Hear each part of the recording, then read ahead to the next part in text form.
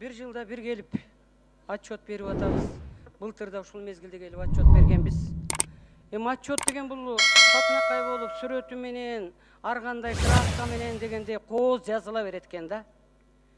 Эми мен айтайын дегеним, баягы наблюдательный совет ген директорду шайлайбыз да. Анан бу Жайнак Үсөн уулун ошол 15-16 кандидатуранын ичинен биз тандап алганбыз. Анткени бул кишинин программасы абдан жакшы жазылган да. КТРге реформа жасайм, акча таап келем, жаңылануу киргизем. Кыскасы, мындай бир жомок жазылыптыр да көрсө. Мына келгенине 1 жыл болуп калды. КТРде вообще реформа жок, эч кандай. Акча бирдеке болсо эле акча жок дейт. Ооба, акча жок. Акча бүгүн эле жок эмес. КТРде өмүр бою акча жок деп келатабыз, өмүр бою.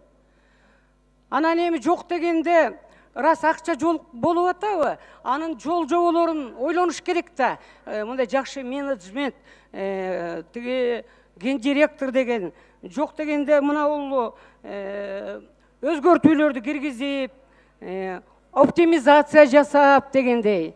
6 канал турат. Радиодо 6 радио 5 канал. Эми ошондо 10 кишиге эле бирден продюсер болуп калганда, мындайча айтканда. Эми ошол продюсердин айлыгы, анан жөнөкөй кабарчынын айлыгы такыр башка да.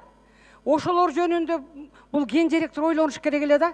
Раз мамлекетте акча жок, бюджетте акча жок, бияктан Кытайдын карызы кыйнап атат. Кечээ пандемия болду мынакей. Абдан акыбалдын оор экенин көрүп турат. Анан иштеш керек да, бул жолду табыш керек да. Анан коллективде ынтымак кетти. Байгыдай ынтымак жок. Ошол ким биринчи кирсе жетекчиге, ошол айтып чыга берет. Тигили мындай, мынандай деп эле ошол майда чүйдө эле нерсе менен алекпиз да кыскасы. Анан мынау наблюдательный советти Жайнак Үсөн уулу вообще тоготпойт.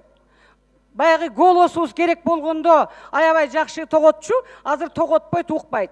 Мына мисал үчүн, мына Мусаевди зам кылып алганда, ошол жерде законду бузуп, өзү эле кабыл алып эле, өзү эле мына мага орун басар болду деп эле эфирден чыгып сүйлөп койду.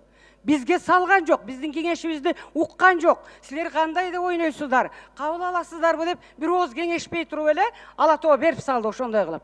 Анан мен чогулушта айттым. Ай, абдан чоң нарушение болду дедим. Жөн эле ла-ла-ла менен токтотпой дедим. Ген директорго выговор, Сүйүта Сорбаевага выговор бериңиз дедим. Дегенден кийин бул киши не только продюсер өзүнө, продюсерге даже сөгүш берген жок. Бериш керек болчу жок дегенде. Мына тоготпогондугунун касиети. Анан биз ойлогонбуз, мына бул киши келсе, ар тараптуулук болот го телевиденияда. Байгы контент көбөйөт го деп. Жаңгыз эле сөздү бөлбөй жөнө туруңузчу. Жалгыз эле тиги КТРде эл карап отурган жок да, жалдыратып эле. Толтура канал азыр. YouTube, Instagram, койчу интернет. Ошолор бизди басып кетти. Азыр элдин баары интернет менен иштеп калды. Элдин баары биринчи ким укса, ким айтса ошону угат. Бул информациянын касиети биринчи айтыш керек. Ким биринчи? Кыскасын айтканда мен каршы добуш бергенмин. Анткени эч кандай реформа жок, только эле Москвага 2 жолу барып келди. Ага ат кыйган акча кетти. Эч кандай жыйынтык жок. Ал жерден прямой эфирде болгон жок. Андан кийин Ала Тоо каналы менен замананы бирөөсүн 1 миллионго, бирөөсүн 900 миңге сомго оформление кылды. Аны кылыштын эле кереги жок болчу. Ала Тоонун мурунку эле оформлениясы жакшынакай болчу. Азыр жанагы светке чыга тургандай неме коюп койгон, мындай карасаңыздар көрүнүп турат. Жана немелер болот го, эмне деп фотосын унутуп атам, темир решеткалар. Ошо сыяктуу кагазданбы, картондон. Кыскасы, биз күткөн жыйынтык болбой калды. Ошон үчүн мен каршы добуш